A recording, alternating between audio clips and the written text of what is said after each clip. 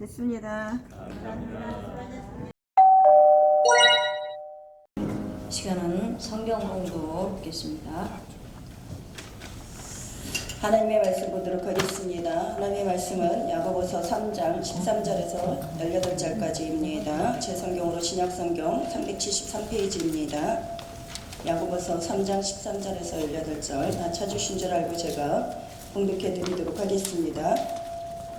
너희 중에 지혜와 총명이 있는 자가 누구냐? 그는 선행으로 말미암아 지혜의 온유함으로 그 행함을 보일지니라. 그러나 너희 마음속에 독한 시기와 다툼이 있으면 자랑하지 말라. 진리를 거스려 거짓말하지 말라. 이러한 지혜는 위로부터 내려온 것이 아니요 땅의 것이요 정욕의 것이요 귀신의 것이니 시기와 다툼이 있는 곳에는 혼란과 모든 악한 일이 있음이라. 오직 위로부터 난 지혜는 첫째 성결하고 다음에 화평하고 간용하고 양순하며 국률과 선한 열매가 가득하고 평강과 거짓이 없나니 화평하게 하는 자들은 화평으로 심어 의의 열매를 거두느니라. 아멘. 그래서 평화의 씨앗을 심는 새라고 하는 제목으로 말씀 전하실 때 큰 은혜 받으시기 바랍니다.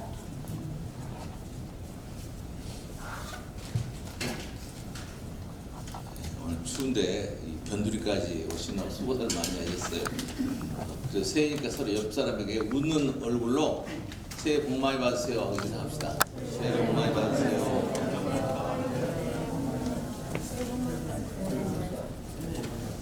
감사합니다. 오늘 그 성경 말씀에 화평이란 말씀이 나와서 이 화평은 우리 성경 원문에 보면 성도와 성도 사이에 맺는 바른 관계다 그렇게 나와요. 성도와 성도 사이에 교회에서 바른 관계를 맺어야 된다. 또는 교회 안에서 평온하고 화목해야 된다. 우리 보수교단 교회들은 정말 새해에 평온하고 화목해야 된다. 또 원문에 보면 화합하고 평온해야 된다. 좀 여러 가지로 나오더라고요. 또 마지막에는 싸움이 없고 평안해야 된다. 네, 우리가 교회 목회자들이니까 2023년에는 성도와 성도, 목사와 교인들 간의 바른 관계, 또 평온하고 화목하는 거, 화합하고 평온한 거, 싸움이 없고 평안한 거, 이 화평의 그 원문 히브리어 뜻을 제가 읽어봤더니 이렇게 네 가지로 설명이 나와요. 그래서 참 귀한 말씀이다. 제가 그렇게 생각을 합니다. 그런데 이 화평은 위로부터 난 지혜다 그랬어요. 우리 새해 우리 목사님들이 꼭 이 말씀을 오직 위로부터 난 지혜는 첫째 성결하고 화평하고 이렇게 우리가 2023년도에 우리 교회들이 이렇게 화평을 이루는 교회들이 되기를 먼저 바랍니다. 그래서 화평은 우리 목회자들에게 놀라운 지혜다 그렇게 나와요. 지혜다, 위스덤하고 나오는데 화평이 우리 목사님들의 지혜의 산물이다. 아주 지혜 있는 목사가 교회 안에서 화평을 이룬다 그런 뜻입니다. 그런데 교회 안에서 불화가 일어난다든지 또 어려움이 생기면 오히려 행복하지 않고 교회가 상처를 준다 그런 뜻도 있어요. 그래서 우리 2023년도에는 싸우고 다투는 교회가 아니라 어리석은 교회가 아니라 지혜로운 교회, 평화를 이루어야 된다. 제가 이제 이 말씀을 선택한 이유는 우리 목사님들이니까 다 알겠지만은 지난해 북한에서 미사일을 내가 신문에 똑똑히 봐서 38회를 쐈더라고요. 그러니까 우리가 군비를 감축하자 그랬는데 오히려 북한에서는 전쟁을 하겠다고 미사일을 38회 쐈다.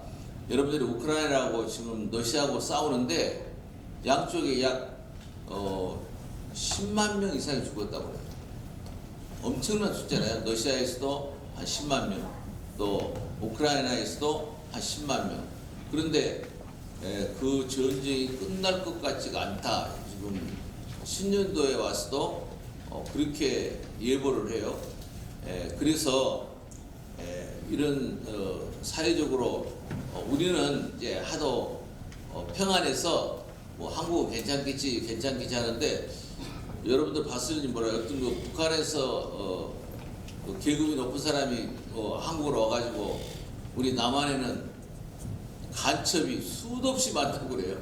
그 사람이 그 간첩 교육하는 데 있었더라고요. 그런데 간첩을 얼마나 많이 버는 줄 아냐고. 그런데 남한에서는 전혀 그걸 기미도 못 잡고 있다. 막 그런 말을 해서 야 정말 이거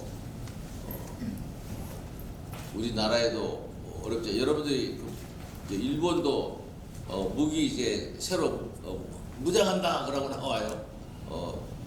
북한이 우리 남한만 아니라 일본이나 뭐 미국까지 미사일을 쏘면 도착한다 그래가지고 굉장히 어려움을 표하는 걸 봤어요. 그런데 화평은 위로부터 난 지혜다.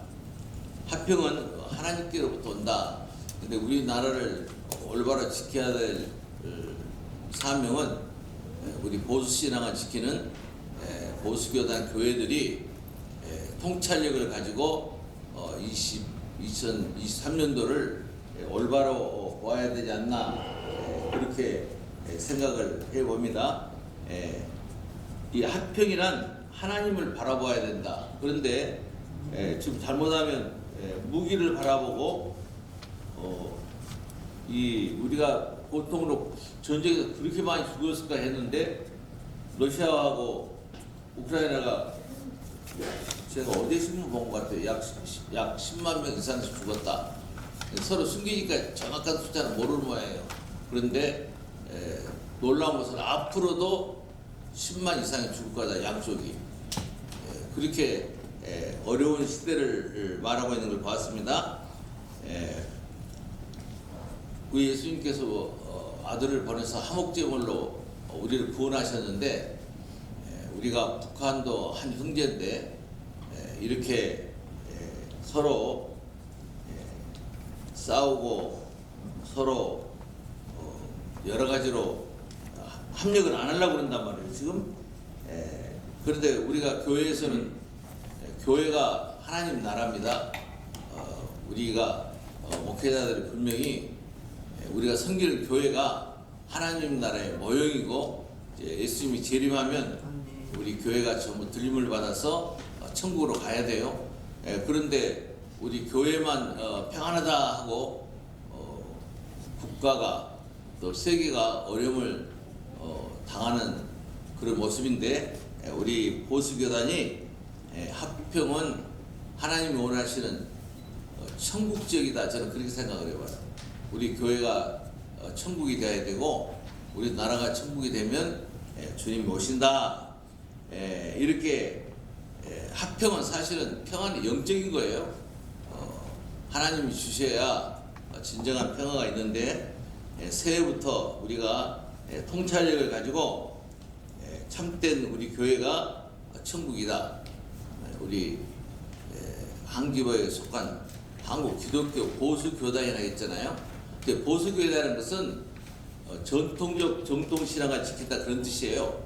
그러니까 사도와 선지자가 세우고 예수님의 터 위에 세우는 교회, 그것이 보수입니다. 뭐 어렵게 생각을 할 수도 있지만은 그래서 화평은 선지자들 터 위에, 사도들 터 위에 주님이 원하시는 터 위에 세워야 그것이 영적인 교회가 되고 참 교회가 된다.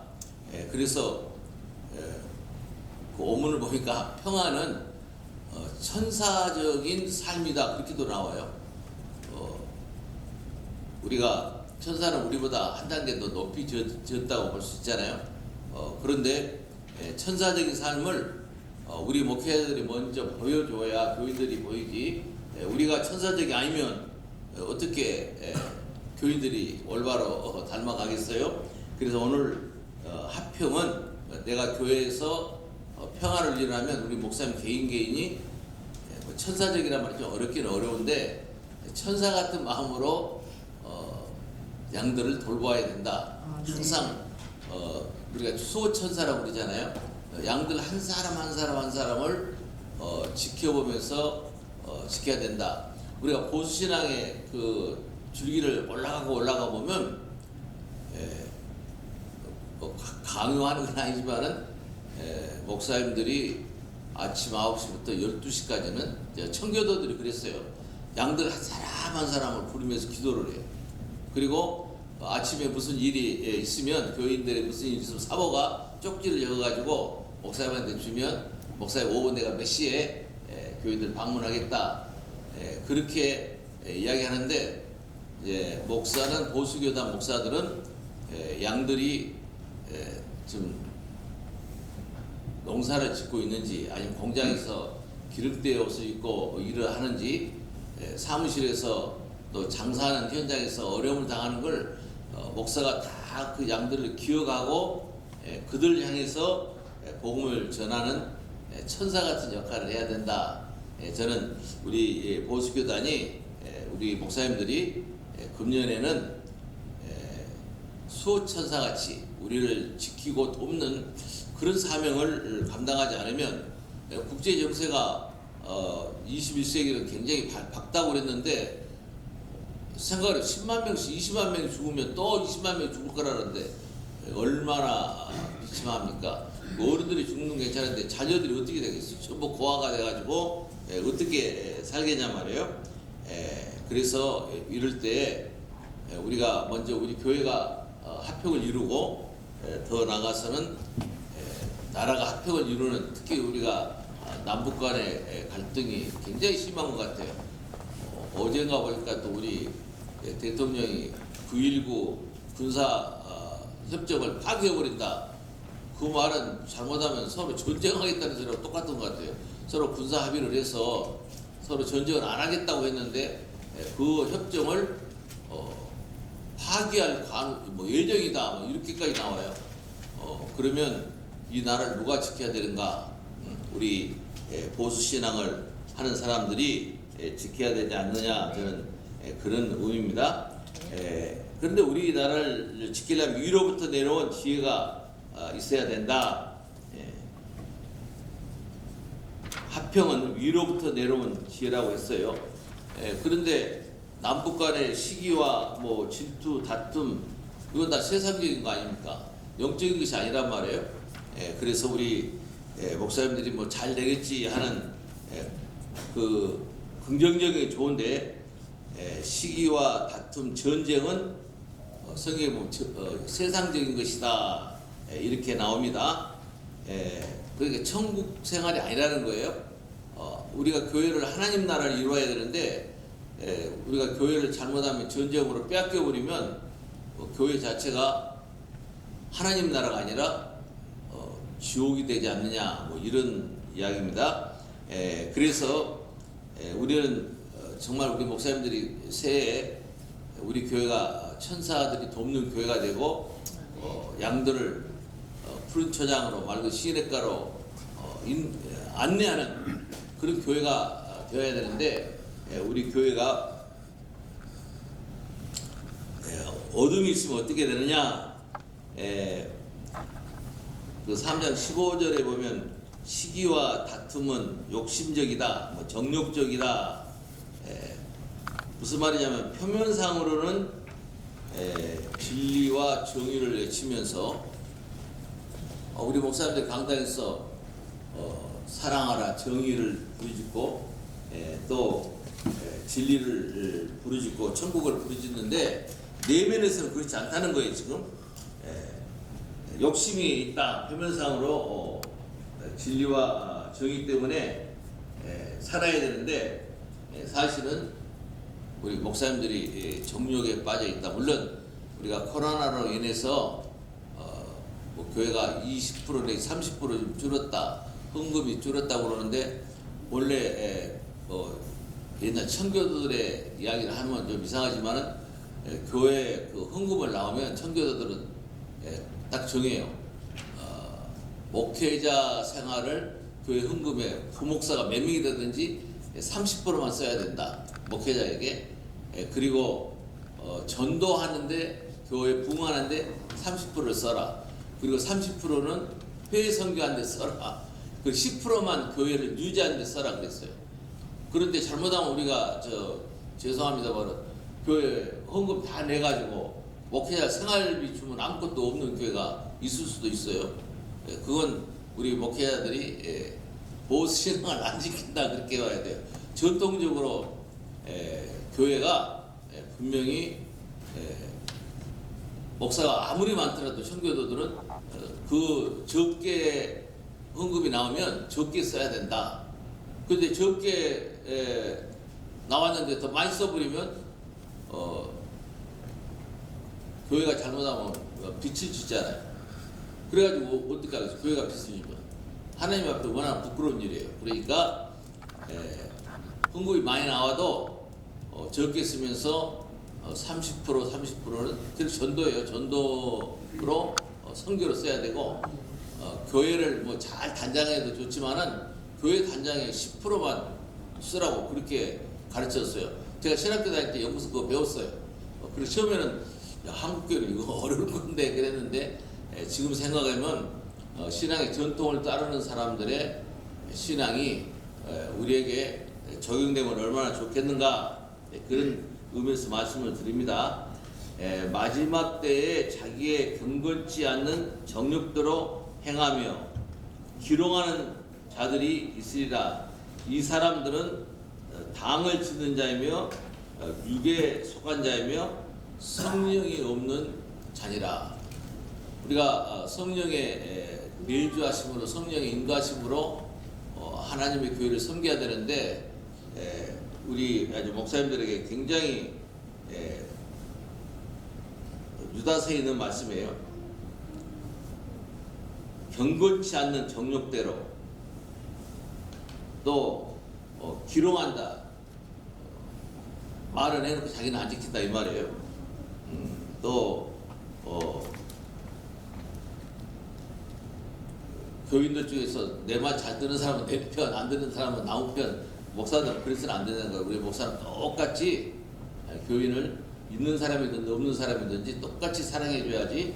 어떤 사람은 편애를 하면 그건 올바른 교회가 아니다. 그런 말씀이에요. 너희 중에 싸움이 어디서 나느냐, 다툼이 어디서 쫓아나느냐. 너희 지체 중에서 싸우는 것은 욕심, 자기 욕심 때문에 그런다. 근데 우리 목사님들이 자기 욕심 채우려고 교회에서 내 편, 네 편 하면 되겠어요? 안 된다. 보수교단이 간단한 것 같지만 굉장히 그 중요한 메시지를 우리에게 줍니다. 이렇게 베드로도 영혼을 거스려 싸우는 육체의 정욕을 제어하라. 사도도 계속 우리에게 목회자들에게 욕심을 제거해라. 그래야 교회가 생명을 가지고 산다. 물론 사람의 정욕을 쫓지 말고 오직 하나님의 뜻을 쫓아 육체의 남은 때를 살라. 우리 목사님들이 너무 잘 아시는 모든 사람은 죽는 날이 정해져 있다. 그 다음에 뭐라 그래? 심판이 있다. 그런데 오늘날 많은 교회들이 심판도 안 믿는다는 거예요. 더군다나 목사님들이 심판을 안 믿으면 어떻게 하겠어요? 그 교회가 생명이 있겠어요? 없지. 우리가 보수 교단이 이루어진 역사를 꼭 보면 WCC가 다원주의예요. 뭐 유교도 좋고 불교도 좋고 힌두교도 좋고 다 좋다는 거예요. 그래서 혼합종교라는 뜻이에요. 그래서 우리는 기리오 진리요 생명이신 주님의 말씀으로만 살아야 우리가 구원받는다. 그 차이예요. 우리는 기리오 진리요 생명이신 주님을 따라가는 주의 종들이 되시기를 바랍니다. 그런데 여기서 이제 목사들을 원문에 보면 좀 어려운 피스메이커로 나와요. 평화를 만드는 사람. 목사란 뭐냐? 교회 안에서, 사회 안에서 평화를 만드는 사람. 그러니까 목사가 교회에서 불안하게 교회를 세우면 어떻게 하겠어요? 그래서 여기 보면 평화는 만드는 사람이 있다. 근데 그것이 목사들이라는 거예요. 그래서 우리는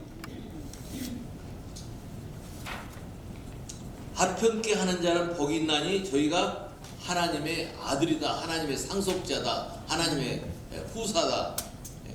우리의 최고의 가치가 뭡니까? 하나님의 상속자, 하늘나라의 상속자. 그런 축복을 받기 위해서는 평화하라가 아니에요. 내가 평화를 만드는 사람이라고 나와요. 피스 메이커. 그래가지고 이 목사를 말하더라고요. 우리 목사님들이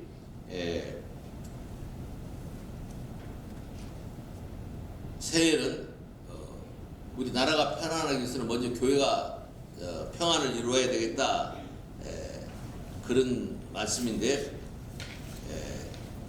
내가 자꾸 청교도들 이야기를 합니다만 청교도들이 블레스드란 말을 해요. 축복을 하라. 그런데 왜 축복을 하냐면 the peacemaker. 평안을 만드는 목사가 있어야 나라가 축복받고 교회가 축복받는다. 근데 목회자들이 평화를 안 만들고 엉뚱한 생각을 하고 욕심을 부리면 그 진정한 교회가 아니라는 거예요. 지금. 얼마나 무서운 이야기인지 모르겠어요. 그러니까 청교도들이 미국에 딱 도착해서 하는 말이 여러 말이 있지만은 제 귀에는 제가 읽는 책 중에서는 Blessed are the peacemaker. 목사는 평화를 만들어서 양들을 축복해야 된다. 근데 오히려 싸움을 조장하고 시기를 조장하면 어떻게 되겠어요? 우리가 설령 그럴 일은 없지만은 그러기 위해서는 양들을 철저히 기도해주고 그 청교도들 문헌에 보면 성경에 물론 모든 교인들이 기도를 해야 되지만은 신약 구약 290회가 나와요. 양들을 위해서 기도해라. 성경 전체. 그러니까 우리 목사들의 사명이 얼마나 중요합니까? 지금 시기하고 다툴 시간이 없어요. 기도를 하나님께서 우리 물론 성도들에게도 이야기하지만은 290회를 기도하세요. 그래서 양들을 지키세요. 그렇게 이야기를 합니다. 우리가 목사님들이 합평케 하는 자는 복이 있다고 그랬어요. 하나님의 상속자가 된다. 교회를 평안하게 안 하면 상속자가 아니고 오히려 탕자가 되고 만단 말이에요. 합평케 하는 자들은 합평을 심는다고 그랬어요. 우리 목사님들이 교회를 합평을 심어야 된다. 얼마나 중요합니까? 합평케 하는 자들은 합평을 심어. 심는다는 이야기는 농부가 씨앗을 심듯이 우리 목사님들이 교인 하나하나를 합평의 씨앗을 심어야 되는데 불평의 씨앗을 만들기 시작하면 거기는 천국이 아니고 교회가 나와도 잘못하면 지옥이 되고 만다. 얼마나 무서운 말씀입니까? 이렇게 합평케 하는 자들, 그것이 꼭 목사들만 말하는 거 아니에요. 직분자들한테 이야기해요. 직분자들한테 말하는데 직분자들이라는 게 뭐냐면 자꾸 제가 원문을 이야기해서 미안합니다만 먼지를 일으키는 사람들이에요. 그러니까 우리 목사가 목사의 원뜻은 장로의 집사의 권사의 원뜻은 교회 안에서는 먼지를 일으키는 사람이다. 무슨 말이냐면 지금은 이제 많이 보고받아서 부엌이 뭐 입식으로 다 내지만 옛날 제가 어렸을 때는 시골에서는 농촌에서는 부엌은 따로 있잖아요. 세면바닥도 아니야. 땅을 걸어다니면서 그때 이스라엘도 그랬다는 거예요. 그래서 먼지가 목사들이 교인을 돌보기 위해서 열심히 찾아다니고 기도를 하면 먼지를 일으키는 것처럼 주방장에서 주방장 역할을 해야 해서 맛있는 꼴을 양들에게 먹여야 되는데 그렇지 않고 잘못하면 합평을 씹지 않는다, 평안을 씹지 않는다, 그렇게 부정을 합니다. 마귀는 우리 하나님 밭에 교회에 가라지를 뿌리고 합평의 씨앗을 심으면 뽑아버려요. 마귀 와서 오늘 주일날 설교를 열심히 해서 합평을 심었는데 어느새 마귀가 와가지고 그 씨앗을 다 뽑아 버리게 합니다. 그래서 싹이 나지 못하게 만든단 말이에요. 그래서 교회가 여러분들 신문에 봤죠. 70년대 80년대는 1000만 성도였는데 이해가 안 돼요. 지금 650만 원 나오더라고요. 뭐라고 뭐 통계표에라면 한국가 붐이 아니라 지금 굉장히 세대한 거예요. 1000만 성도라고 그랬는데 지금 650만이다. 그러면 뭐 얼마나 많이 떨어졌는가. 응? 그래서 우리가 형식적으로 교회가 평안하고 따뜻하고 사랑했으면 아무리 비대면 교회를 했더라도 성도들이 이렇게 많이 교회를 떠났을까. 정말 귀한 메시지예요. 제가 개인적으로 들은 이야기를 해서 미안하지만 이 교회가 300명, 400명 모였던 교회였어요. 300명, 400명.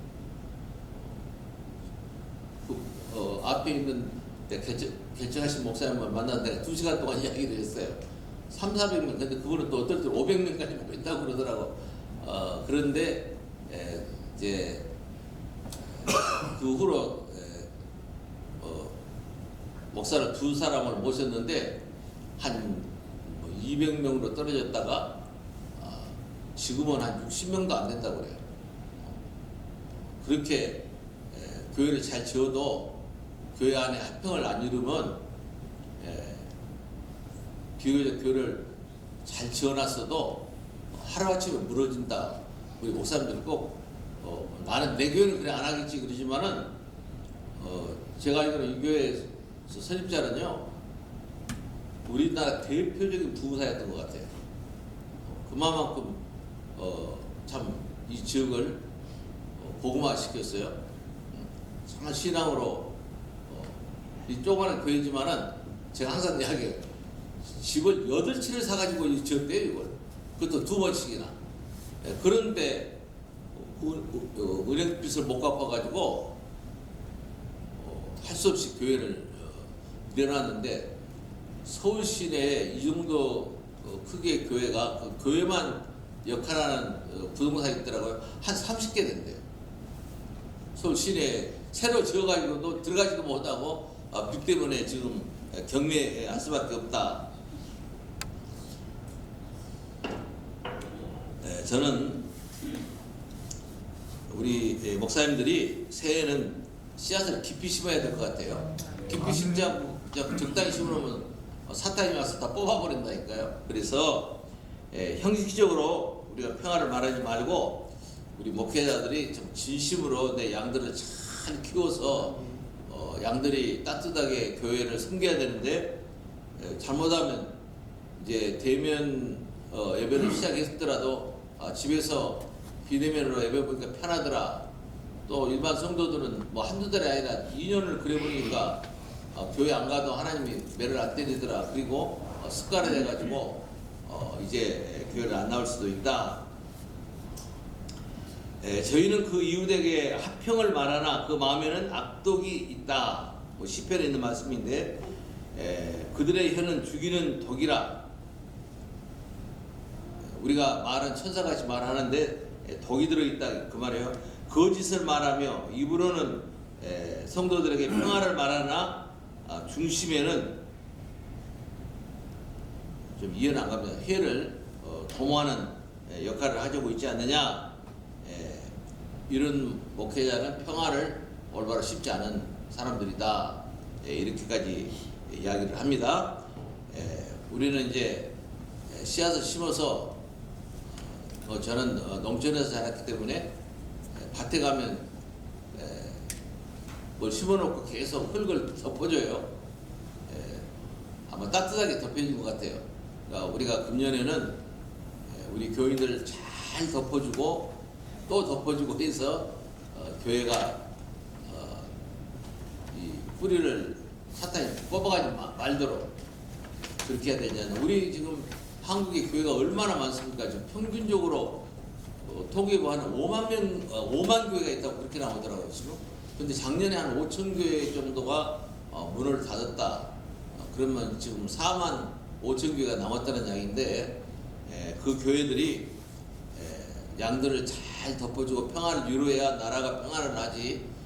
뭐 저도 믿지는 안 돼요. 어떻게 북한에서 간첩을 그렇게 많이 보내가지고, 그 사람 말한 거 심지어 청와대에도 간첩이 있고 기가 막힌 이야기를 해요. 지금 몰라서 그런다고 지금. 그리고 탄식을 하면서 이야기를 하더라고요. 근데 그런 일이 없기를 참으로 우리가 기도를 해야 되겠고, 우리 목사님들이 애국 애족을 해야지 세상이 잘 돌아가니까 뭐 잘 되겠지 하다가, 여러분들 작년에 우리가 미사일 쏜단 말을 들었는데 38회나 쐈다는 거예요. 전쟁 연습했다는 이야기가 똑같잖아요. 우리가 6.25를 경험했으면 아주 나라가 초토화되고 말했잖아요. 지금 여러분들 저 우크라이나 보세요. 뭐 주거지도 폭탄이 떨어져가지고 뭐 피난민들만 줄줄이 서서 텐트 쳐가지고 산 밑에 지금 생활하잖아요. 우리나라는 그런 일이 없도록 저는 우리 보수교단 목사님들이 깨어나서 이런 사명을 올바로 감당해야 된다. 그러면 화평의 나무에 우리 교회에 성령의 열매가 맺히면 얼마나 좋겠는가. 화평의 결과는 성령의 열매다, 뭐 그렇게 나옵니다. 빛의 열매다, 뭐 성령의 열매다. 성령의 열매를 우리가 잘 알잖아요. 사랑과 희락과 화평과 오래 참음과 자비와 양성과 충성과 온유와 절제다. 그런데 이 마지막 절제를 이 시대일수록 교회 안 나온 사람을 위해서 또 세계 교회를 위해서 우리 보수교단은 신앙의 전통으로 내려온 것이, 물론 이건 강요가 아니에요. 우리 목사님들이 결정해야 되지만은 30%는 교회 헌금이 전도비로 써야 되고 30%는 신앙생활을 전혀 안 하는 땅끝, 우리로 보면 북한이라고 봐야 되잖아요. 거기에 복물절하고, 주님이 언제 오실지 모르는데 교회 치장하다가 은행비 못 갚고 뭐 하겠어요. 그러니까 교회 치장은 한 10%만 하고 이렇게 교회를 완전하게 지켜 나가야 된다. 우리가 성경이 잘 알잖아요. 갈라디아서 6장 7절에 거 보면 사람이 무엇으로 심든지 뭐라 해서 그대로 거둔다고 했어요. 우리 목사님들이 어떻게 교회를 섬기느냐. 화평을 심으면 의의 열매는 가장 올바른 열매라는 뜻이죠. 의의 열매가 무엇입니까? 올바른 열매, 좋은 열매, 빛의 열매, 뭐 성령의 열매다. 이렇게 예수 그리스도로 말미암아 의의 열매가 가득하여 하나님의 영광과 찬송이 되게 하시기를 원하노라. 이런 말씀에 우리 성도님들이, 목사님들이 꼭 받아들이길 바랍니다. 그러나 우리 교회가 이 시대에 가장 중요한 위치가 차지했는데, 시기와 다툼의 나무에서 교회가 요란하다든지 잘못하면 악의 열매가 맺힌다든지, 시기와 다툼이 있는 곳에는 요란과 악한 일이 있을 수밖에 없어요. 우리 보수교단 교회, 또 우리 보수교단 임원들도, 또 우리 보수교단 총회장님들도 이 말씀이 저는 정말 도전이 되기를 바랍니다. 화평의 나무에 달리는 열매가 있어야 된다면 모든 요란함과 악한 일은 보수교단에서 있어서는 아니 됩니다. 시기와 다툼이 있어서도 안 됩니다. 평화의 나무에 달리는 열매들만 있기를 바랍니다. 하나님은 우리가 너무 어지러움의 하나님이 아니고 질서의 하나님이라고 했잖아요. 그래서 하나님이 축복하는 세상 정치인들이 그 평안을 만드는 사람이 아니라 성경에 분명히 보세요. 목회자들이 평안을 만드는 사람으로 나와요. 피스메이커, 평안을 만드는 사람.